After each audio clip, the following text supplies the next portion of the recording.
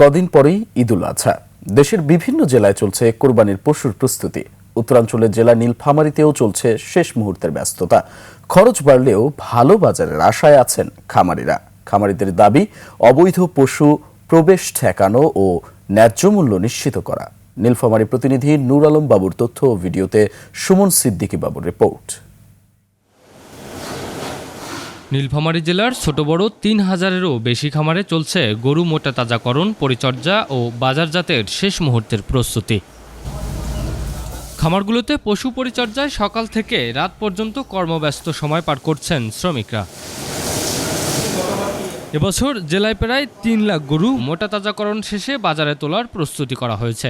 দেশি গরুর মান সম্পন্ন, আর এখানে আমাদের প্রায় 200 গরু আছে।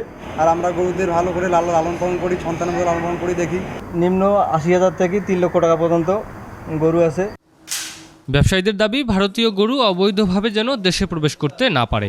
সীমান্তপথে এসব পশু ঢুকলে দেশীয় খামারিরা ন্যায্য মূল্য থেকে বঞ্চিত হন বলে অভিযোগ তাদের। কোনো কারণে সরকার আসলে ইন্ডিয়া থেকে গরু ইম্পোর্ট করে অথবা অবৈধ পথে আসে, এইটা আসলে মানে বাংলাদেশে যে খামারিরা আছে তাদের জন্য একটা খুবই মারাত্মক এবং সুইসাইডিয়াল ডিসিশন হবে।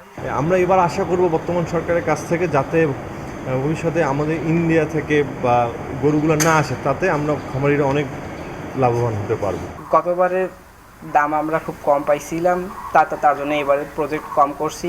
প্রাণী সম্পদ অধিদপ্তর বলছে, খামারিদের নিরাপদ ও স্বাস্থ্যসম্মতভাবে পশু মোটা তাজাকরণে নিয়মিত পরামর্শ ও তদারকি করা হচ্ছে।